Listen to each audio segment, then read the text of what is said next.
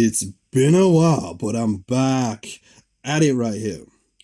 So now I really want to just readdress this. A few years ago we spoke about this. Chemistry life. We want to readdress this now. But before we do that, I want to announce that the audiobook, guys, the audiobook is now available.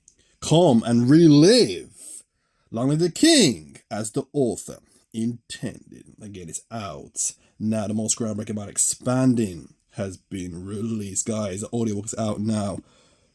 Go and get it, guys. It's out now. So now I really want to just readdress this. So we come to this now. We're going to readdress this because, it took me a few years to get to this point, to get this level of knowledge now. It took me a few years to get to this point.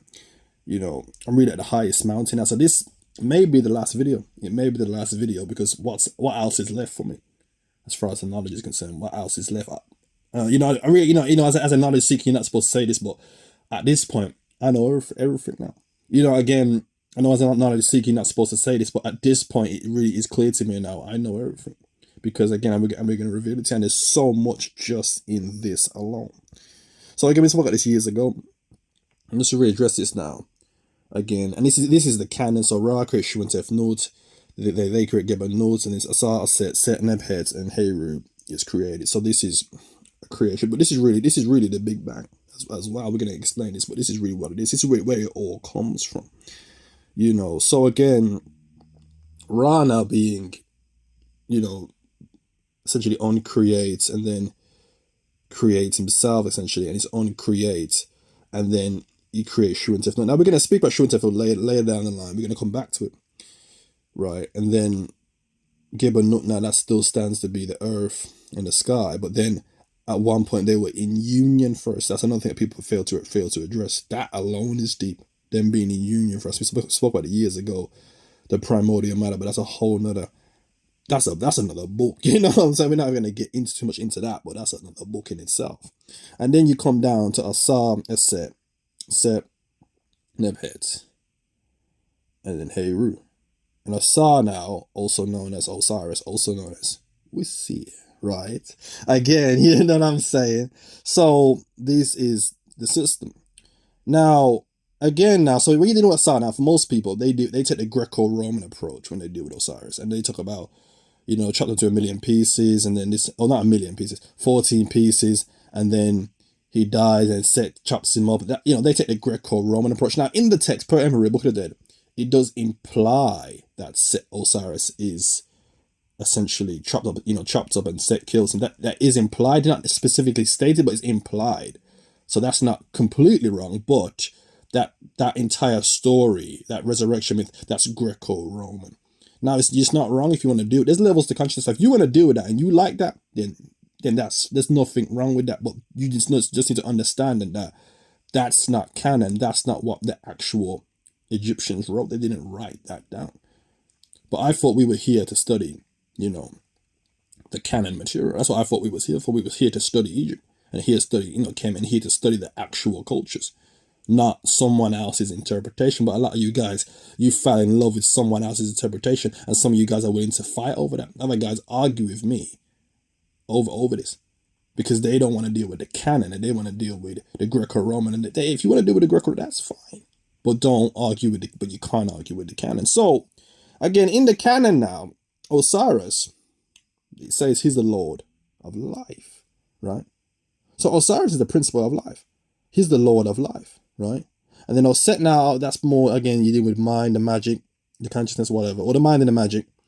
And then I will still say that links, that links to the physicality, mortality to an extent. I will still say that. But Set, that's a whole other concept. We're going to explain that. Now, Heru now, again, in the canon, he avenges his father, right? That's the canon. He avenges his father, right?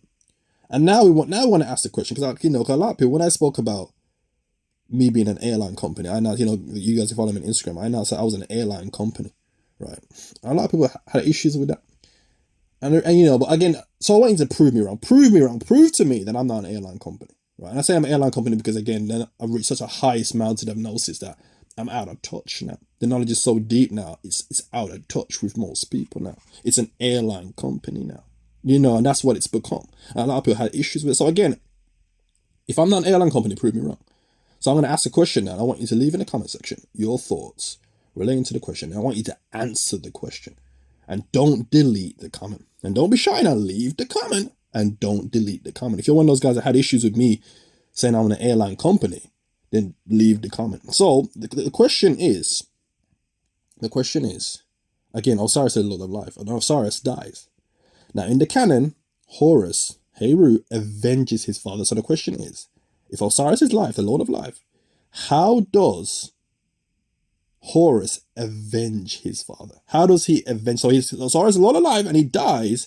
How does Horus now avenge his father?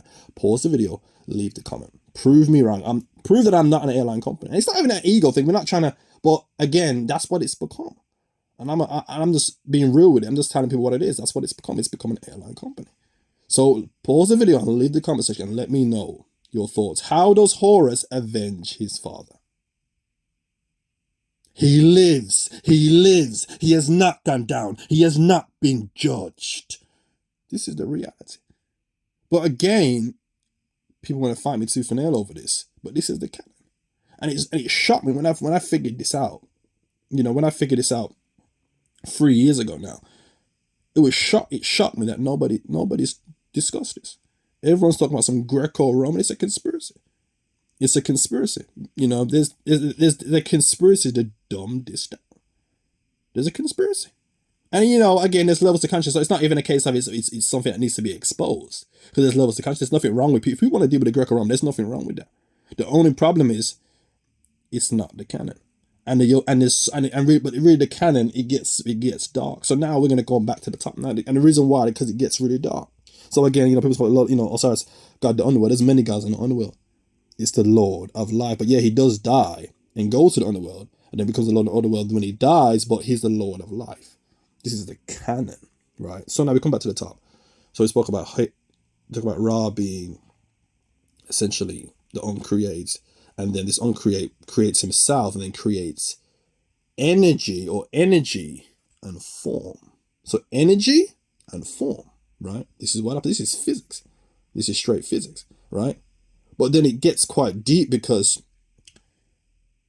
where does Set come into the picture? So now Set again, it speaks about, again, the canon. He's the abomination.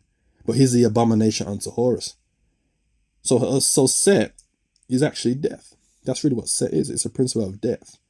And really those aspects relating to death. But then it gets deep because now where does the demiurge come into all this? And it gets so deep because really it's deep because really now if Osiris is life and then you have Set and you got Geb and the earth and the primordial matter, and we know about the demiurge and you know you're dealing with the Genesis and all that other stuff, so all that deep stuff. Where does the demiurge come into all this?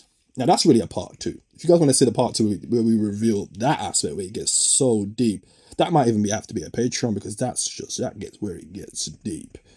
You know, this alone, this is really a big bang theory right here. This is really what this really is. That they took it from this and they dumbed down this. But man, it gets so deep, man. So again, man, you know, this really is it.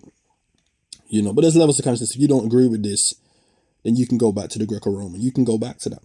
But don't act like that's the real stuff. Because people, you know, this problem is people want to go to the Greco-Roman, but then they will wear all the unks and wear all that stuff and act like it's Kemet when that's Greco-Roman.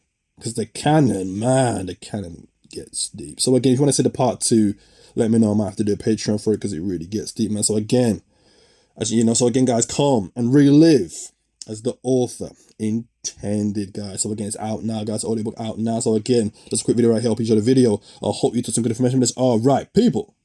Thanks for watching.